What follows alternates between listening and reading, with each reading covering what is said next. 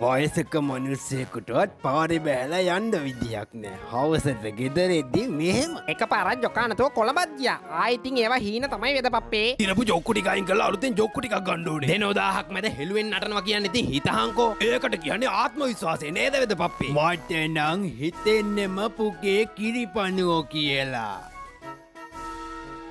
Korean විභාගෙට application බාර ගන්න කවද්ද කියලා හොයලා බලනවා.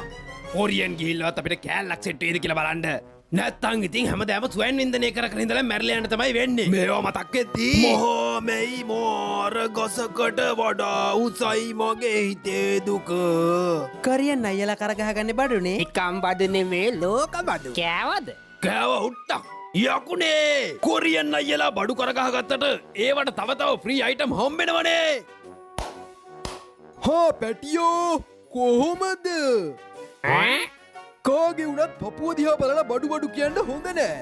ඒ වුණාට Facebook එකේ නම් අනේ පැංචෝ මේ හරි ඉතින්.